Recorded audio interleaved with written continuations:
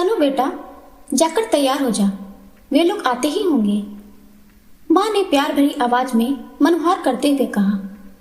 माँ, मैं कितनी बार कह चुकी हूँ कि मैं विवाह नहीं करूंगी। मुझे पसंद नहीं है यह देखने और दिखाने की औपचारिकता।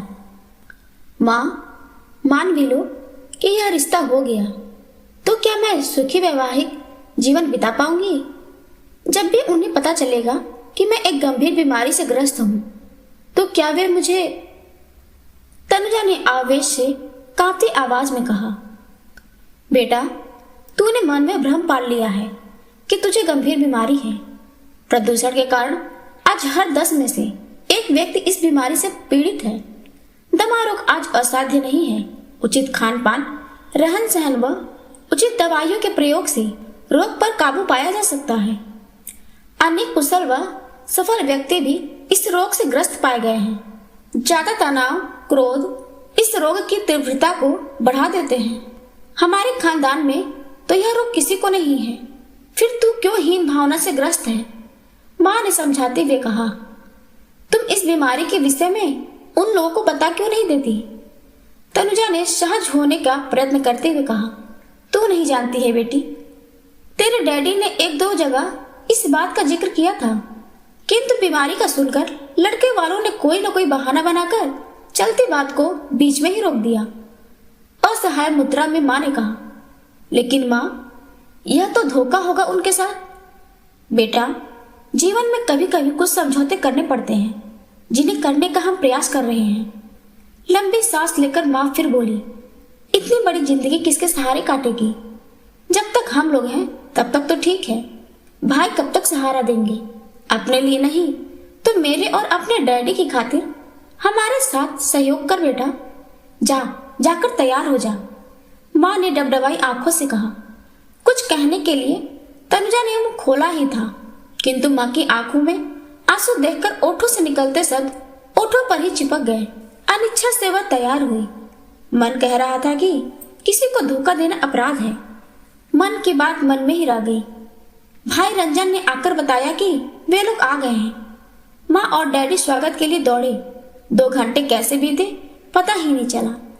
मनोज अत्यंत आकर्षक, हंसमुख व मिलनसार लग ही नहीं रहा था कि हम पहली बार मिले हैं। पहली बार मन में किसी को जीवन साथी के रूप में प्राप्त करने की इच्छा जागृत हुई। वे लोग चले गए, किंतु उसके मन में उथल पुथल मच गई। क्या वे मुझे स्वीकार करेंगे? यदि स्वीकार कर भी लिया तो कच्ची डोर से बंधा बंधन कब तक ठहर पाएगा? 2 दिनों के बाद फोन पर रिश्ते को स्वीकार करने की सूचना मिली तो बिना त्योहार के ही घर में त्योहार जैसी खुशियां छा गई। डैडी बोले, मैं जानता था रिश्ता यहीं तय होगा। कितना भला व सुशील लड़का है मनोज। किंतु तनुजा चाहकर भी खुश नहीं हो पा रही थी। जन्म जन्म के इस रिश्ते में पारदर्शिता अत्यंत आवश्यक है। सोचकर पता प्राप्त कर चुपके से एक पत्र मनोज के नाम लिखकर डाल दिया और धड़कते दिल से उत्तर की प्रतीक्षा करने लगी। 1 हफ्ता बीता, 2 हफ्ते बीते, यहाँ तक 3रा हफ्ता भी बीत गया। उसके पत्र का कोई उत्तर नहीं आया। मनोज का विशाल व्यक्तित्व खोखला लगने लगा था। स्वप्न धराशायी होने लगे थे। एक दिन वह कॉलेज से लौटी तो दरवाजे की कुंडी में 3-4 पत्रों के साथ एक गुलाबी लिफाफा उसे दिखाई दिया। उसका भविष्य इसी लिफाफे में कैद था।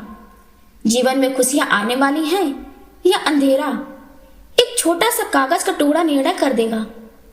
वह पत्र खोलकर पढ़ने की हिम्मत नहीं जुटा पा रही थी। माँ आज किटी पार्टी में गई थी।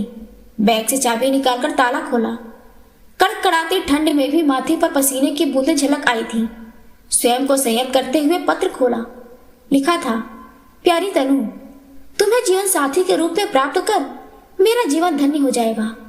तुम बिल्कुल वैसे ही हो जैसी मैंने कल्पना की थी। मन में अचानक अनेक प्रकार के फूल खिल उठे। सावन के बिना ही जीवन में बहार आ गई। चारों ओर सतरंगी रंग छितर कर तन मन को रंगीन बनाने लगे। मैंने भी मनोज के पत्र का उत्तर दे दिया था। 2 महीने के अंदर ही वैदिक मंत्रों के मध्य अग्नि को साक्षी मानकर मेरा मनोज से विवाह हो गया। सुख दुख में जीवन भर साथ निभाने के कस्में वादों के साथ जीवन के अंतहीन पथ पर चल पड़ी। विदाई के समय माँ का रो रो कर बुरा हाल था। चलते समय मनु से बोली थी, बेटा नाजुक से छुई मुई कली है मेरी बेटी, कोई गलती हो जाए तो छोटा समझकर माफ कर देना। तनुजा की आंखें रो रही थी, किंतु मन नवीन आकांक्षाओं के साथ नए पथ पर छलांग मारने को आतुर था। कानपुर से फैजाबाद आते समय कार के पीछे की सीट पर बैठे मनोज ने मेरा हाथ अपने हाथ में ले लिया था तथा धीरे धीरे सहला रहे थे, और वह चाहकर भी उनसे नजरों से नजरें मिलाने में स्वयं को असमर्थ पा रही थी। कैसा है यह बंधन, अनजान सफर में अनजान राही के साथ अचानक तन मन का एकाकार हो जाना। प्रेम और अपना तो नहीं तो और क्या है। ससुराल में उसका खूब स्वागत हुआ। सास सौतेली थी, किंतु उनका स्वभाव अत्यंत मोहक व मृदु लगा। कुछ ने कहा कि कमाऊ बेटा है, इसीलिए उसकी बहू का इतना सत्कार कर रही है। यह सुनकर सौम्य स्वभाव मृदु भाषणी सास के चेहरे पर दुख की लकीरें अवश्य आईं, किंतु क्षण भर पश्चात ही वह निर्विकार मूर्ति के सदृश प्रत्येक आए गए व्यक्ति की देखभाल में जुट गया थी। ननद स्नेहा भी दिन भर भाभी भाभी कहते हुए उसके आगे पीछे ही घूमती, कभी नाश्ते के लिए आग्रह करती तो कभी खाने के लिए। वही प्रत्येक आने जाने वाले से भी उसका परिचय करवाती। मनोज भी किसी न किसी काम के बहाने कमरे में ही ज्यादा वक्त गुजारती। मित्र कहते, वह तो गया काम से, अभी से यह हाल है तो आगे क्या होगा। मन चाहने लगा था काश वक्त ठहर जाए और इसी तरह हंसी खुशी से सदा मेरा आंचल भरा रहे। पूरे हफ्ते घूमना फिरना लगा रहा। 2 दिनों पश्चात उठ जाने का कार्यक्रम था। देर रात्रि मनुष्य के अभिन्न मित्र के घर से हम खाना खाकर आए। पता नहीं ठंड लग गई या खाने पीने की अनियमितता के कारण सुबह उठी तो सास बेहद फूलने लगी। क्या बात है, तुम्हारी सास कैसे फूलने लगी? क्या पहले भी ऐसा होता था? मुझे तकलीफ में देखकर हैरान परेशान मनोज ने पूछा। मैंने अपनी बीमारी के बारे में आपको पत्र लिखा था। प्रश्न का समाधान करते हुए मैंने कहा, पत्र? कौन सा पत्र? तुम्हारे पत्र में बीमारी के बारे में तो जिक्र ही नहीं था। तनुजा को लगा पृथ्वी घूम रही है। क्या इनको मेरा पत्र नहीं मिला? मैं तो इनका पत्र प्राप्त कर यही समझती रही कि मेरी कमी के साथ ही इन्होंने मुझे स्वीकारा है। तनाव और चिंता के कारण घबराहट होने लगी थी। पर्स खोलकर दवा ली, लेकिन जानती थी रोग की तीव्रता 2-3 दिन के बाद ही कम होगी। दवा के रूप में प्रयुक्त होने वाला इनहेलर शर्म व झिझक के कारण यह सोचकर नहीं लाई थी कि यदि किसी ने देख लिया और पूछ बैठा तो क्या उत्तर दूंगी। बीमारी को लेकर मनोज ने घर सिर पर उठा लिया। इनका रौद्र रूप देखकर मैं दहल गई। आखिर गलती हमारी ओर से हुई थी। बीमारी को छिपाना ही भयंकर सिद्ध हुआ था। मेरा लिखा पत्र डाक एवं तार विभाग की गड़बड़ी के कारण इन तक नहीं पहुंच पाया था। बेटा, आजकल के समय में कोई भी रोग असाध्य नहीं है। हम बहू का इलाज करवाएंगे, तुम क्यों चिंता करते हो? मनोज को समझाते हुए ससुर जी ने कहा, पिताजी, मैं इसके साथ नहीं रह सकता। मैंने एक सर्वगुण संपन्न व स्वस्थ जीवन साथी की तलाश की थी, न कि रोगी की। क्या मैं इसकी लाश को जीवन भर ढोता रहूंगा? अभी यह हाल है तो आगे क्या होगा? कराती मुद्रा में मनोज ने कहा, पापा, भैया ठीक ही तो कह रहे हैं। स्नेहा, मेरी ननद ने भाई का समर्थन करते हुए कहा, तुम चुप रहो, अभी छोटी हो। शादी विवाह कोई बच्चों का खेल नहीं है जो तोड़ दिया जाए। पिता समान ससुर जी ने स्नेहा को डांटते हुए कहा।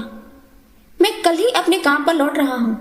कुछ कहने को आतुर अपने पिता को चुप कराते हुए मनोज ने कहा, और वह घर से चले गए। मनोज की बातों से व्याकुल सास मेरे पास आई।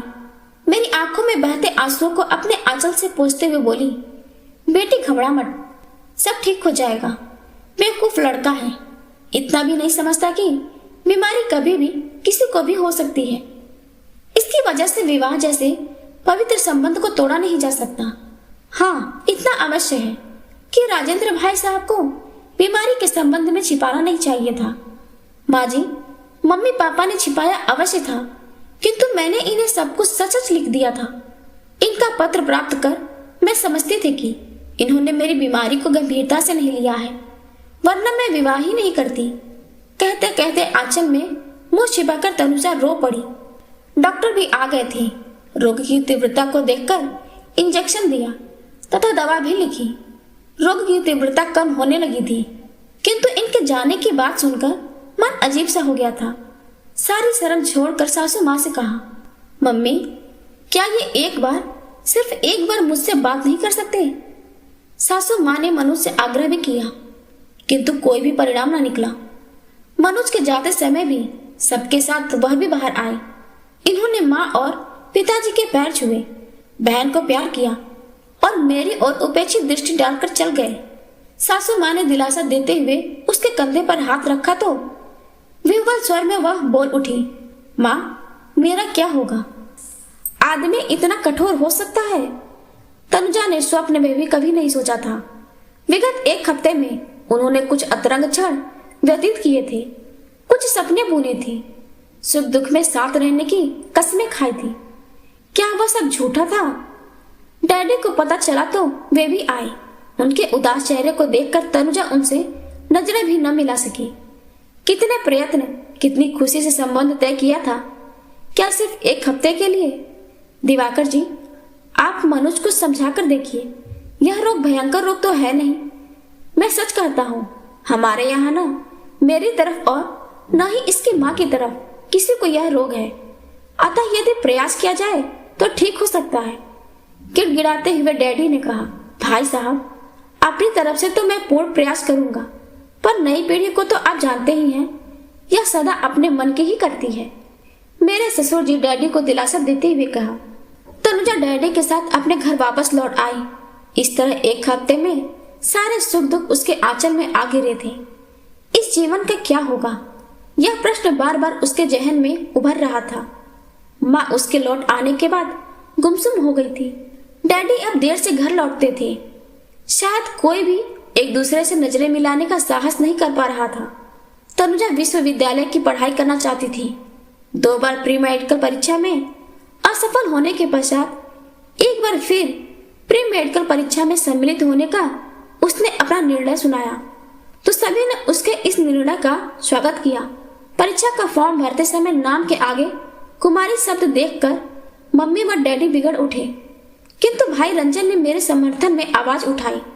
बोले, ठीक ही तो है, जो संबंध अब रहा ही नहीं उसे लाश की तरह उठाए, आखिर यह कब तक फिरेगी? 1 महीने पश्चात मनोज ने अपने वकील के माध्यम से तलाक के लिए नोटिस भिजवा दिया।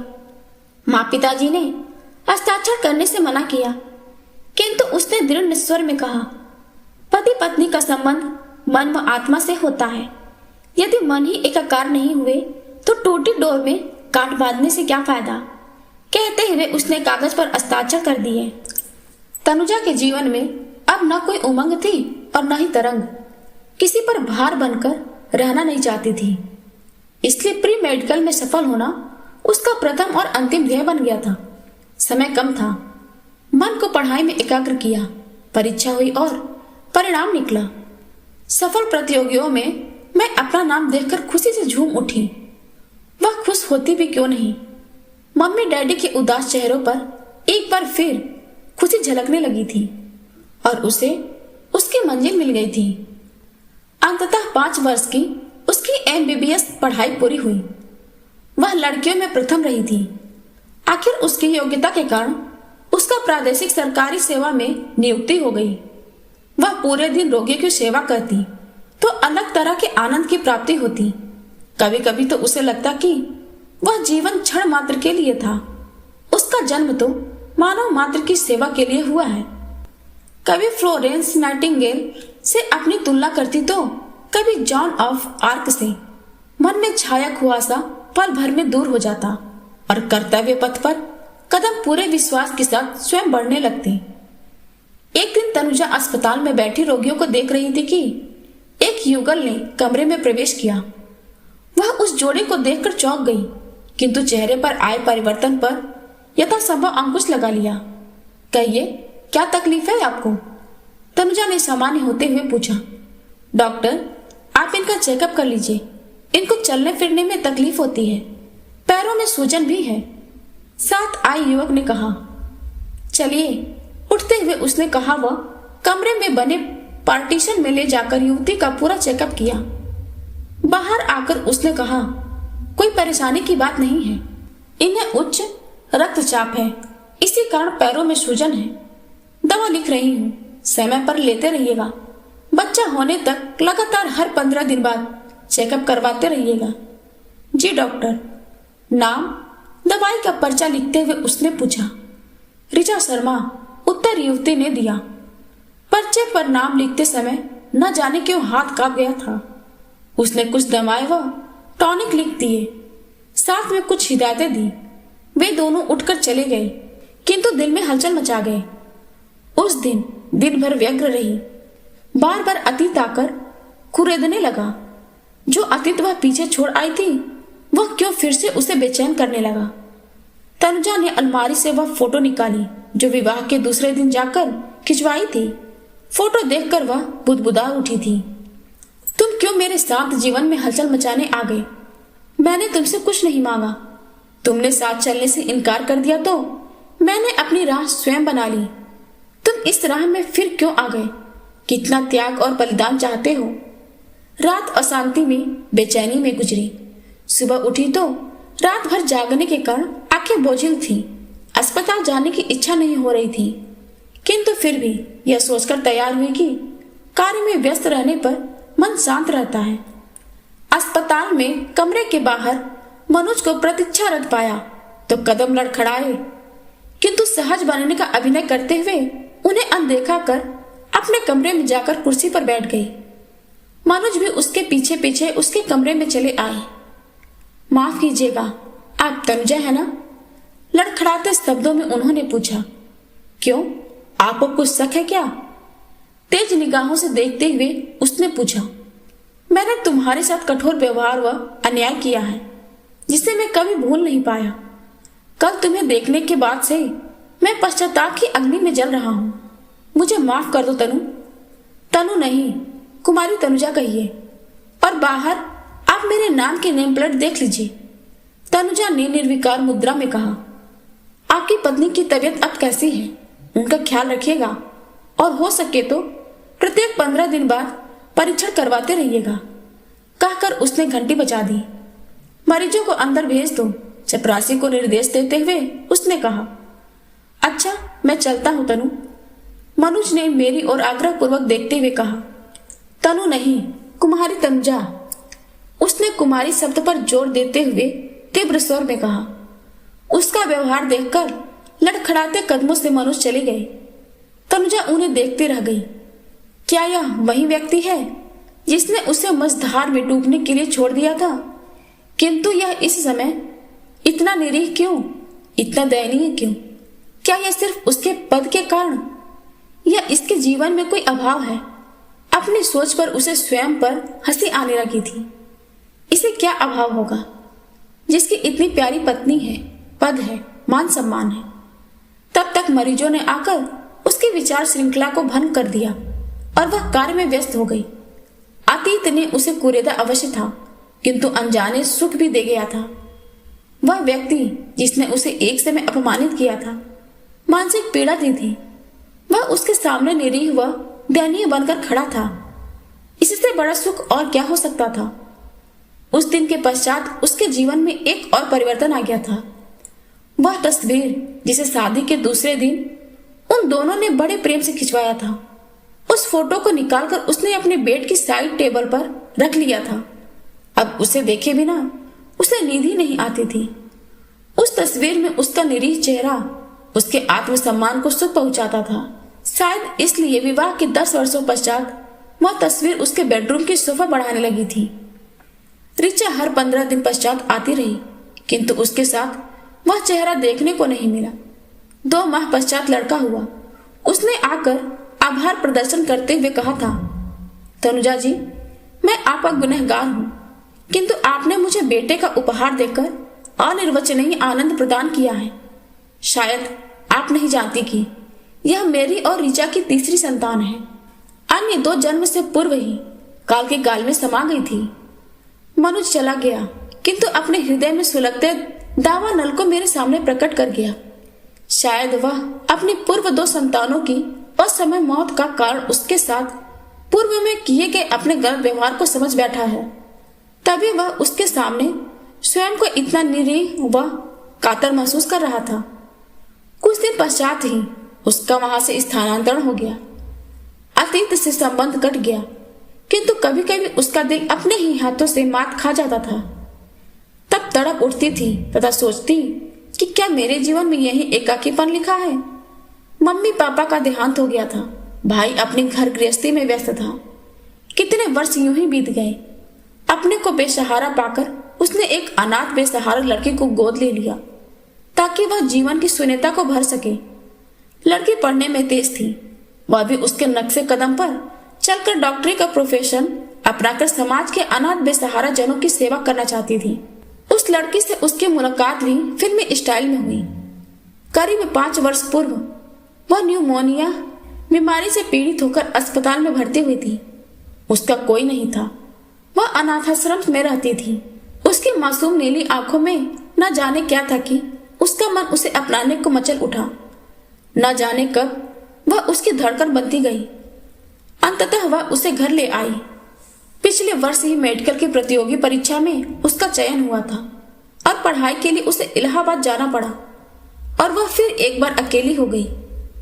जीवन उसके साथ आंख मिचौली खेल रहा था। सुख दुख एक ही सिक्के के 2 पहलू हो चले थे। एक दिन अपने कमरे में बैठी अपने स्मरण लिख रही थी कि नौकर ने आकर बताया कि एक आदमी आपसे मिलना चाहता है। वह बाहर निकलकर आई तो वह बोला, डॉक्टर साहब, सरवा साहब का लड़का बेहद बीमार है, आप शीघ्र चलिए। उसने अपना बैग उठाया तथा कार में उस अनजान आदमी को बैठाकर चल पड़ी। ऐसे अवसरों पर अनजान व्यक्ति के साथ जाते समय मन में बेहद उथल पुथल होती थी, किंतु यह सोचकर चल पड़ती कि हर आदमी बुरा नहीं होता। फिर किसी पर अविश्वास क्यों और किस लिए? इंसान को अपना कर्तव्य करते रहना चाहिए। हमारा कर्तव्य हमारे साथ, उसका कर्तव्य उसके साथ। यही तो मेरी विचारधारा थी, जीवन दर्शन था। कार के पहुंचते ही एक आदमी तेजी से उधर से बाहर आया और बोला, डॉक्टर साहब, आपको तकलीफ हुई होगी, लेकिन मजबूर था। प्रतीक्षित को 104 डिग्री बुखार है, चलिए। तब तक हम रोशनी में पहुंच चुके थे। अरे तनु, तुम? ओह, माफ कीजिएगा तनुजा जी, मुझसे गलती हो गई। मनोज एकदम हड़बड़ा कर बोले।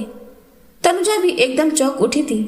इस जिंदगी में यह दोबारा अप्रत्याशित मिलन किस लिए, वह सोच ही नहीं पा रही थी। अपने अनचाहे विचारों को परे ढकेलकर उसने पूछा, प्रतीक्षित कहाँ है? आप अंदर आइए, मनोज ने उसे अंदर ले जाते हुए कहा। वह अंदर कमरे में पहुंची तो देखा प्रतीक्षित बुखार में तप रहा है। उसकी आंखें बंद हैं, किंतु मुंह से कुछ अस्फुट स्वर निकल रहे हैं। नब्ज देखी तो टाइफाइड के लक्षण नजर आए। स्वर की तीव्रता को कम करने के लिए दवा बैग से निकालकर खिला दी। अन्य दवाइयां पर्चे पर लिखकर देते हुए बोली, ये दवाएं बाजार से मंगवा लीजिए तथा ज्वर की तीव्रता को कम करने के लिए ठंडे पानी की पट्टी माथे पर रखिए और हाथ, पैर व तलवे की मालिश कीजिए।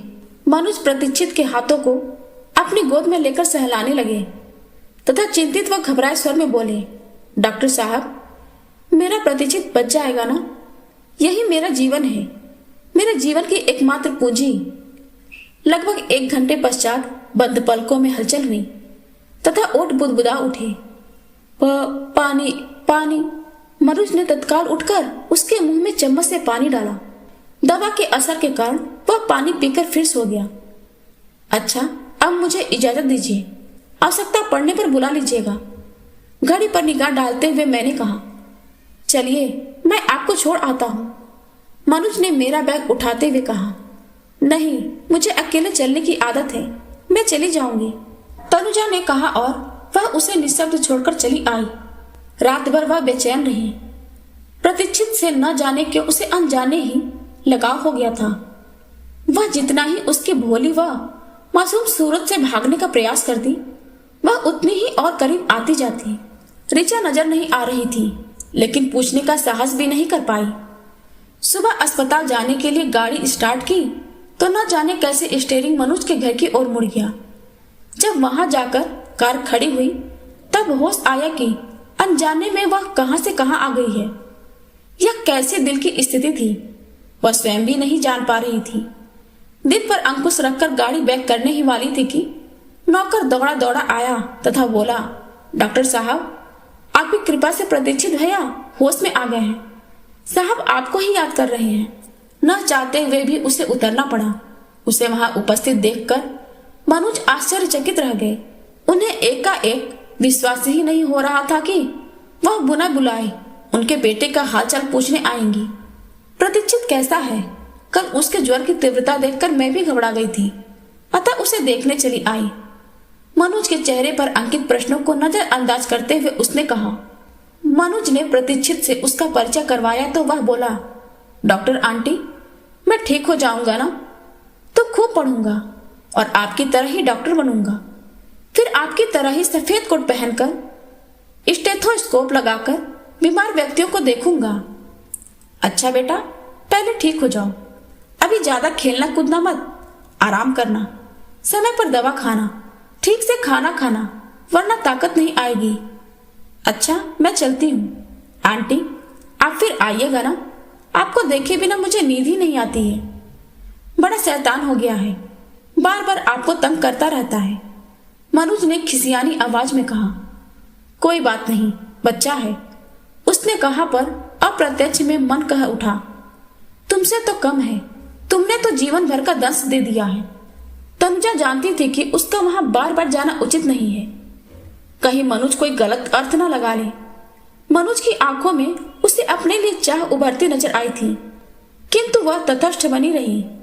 प्रतीक्षित के ठीक होने पर उसने जाना बंद कर दिया। वैसे भी प्रतीक्षित के साथ उसका रिश्ता ही क्या था, सिर्फ एक डॉक्टर व मरीज का ही ना। जब बीमारी ही नहीं रही तो डॉक्टर का क्या औचित्य। एक दिन शाम को टीवी पर अपने मनपसंद पिक्चर परिणीता देख रही थी। नायिका की पीड़ा मानो मेरी अपनी पीड़ा हो। पुरानी भावुक कर देने वाली पिक्चरों से उसे लगाव था। जब फुर्सत मिलती वह देख लिया करती थी। तभी नौकर ने आकर उसे सूचना दी कि कोई आया है। मरीजों का चेकअप करने वाले कमरे में बैठने का निर्देश देकर वह गई। सामने मनोज और प्रतीक्षित को बैठा देखकर वह चौंक गई। कैसे हो बेटा, अब तो स्कूल जाना शुरू कर दिया होगा? उसने स्वर को यथासंभव मुलायम बनाते हुए कहा। हाँ, स्कूल तो जाना प्रारंभ कर दिया है, किंतु आपसे मिलने की बहुत इच्छा कर रही थी, इसलिए जिद करके डैडी के साथ आ गया। आप क्यों नहीं आती डॉक्टर आंटी अब हमारे घर? प्रतीक्षित ने मासूमियत से कहा। बेटा, तुम्हारे जैसे और भी कई बीमार बच्चों की देखभाल में समय ही नहीं मिल पाता है। यदि आप नहीं आ सकती तो क्या मैं शाम को या छुट्टी के दिन आपके घर मिलने आ सकता हूँ? हाँ, क्यों नहीं? उत्तर तो दे दिया था, किंतु क्या मनोज पसंद करेंगे? घर में भी सदैव आपकी बात करता रहता है, डॉक्टर आंटी ऐसी हैं, डॉक्टर आंटी वैसी हैं। फिर थोड़ा रुक कर मनोज बोले, आपने मेरे पुत्र को जीवन दान देकर मुझे ऋणी बना दिया है। मैं आपका एहसान जिंदगी भर नहीं भूलूंगा। वह तो मेरा कर्तव्य था। मेरे मुख से संक्षिप्त उत्तर सुन मनोज कुछ और कहने का साहस न जुटा सके, जबकि लग रहा था कि वे कुछ कहने आए हैं और वह चाहकर भी ऋचा के बारे में न पूछ सकी। प्रतीक्षित इतने दिन बीमार रहा, वह क्यों नहीं आई? क्यों उसने अपने बच्चे की खबर नहीं ली? उस दिन के पश्चात प्रतीक्षित लगभग रोज ही उसके पास आने लगा। उसका काफी समय उसके साथ बीतने लगा।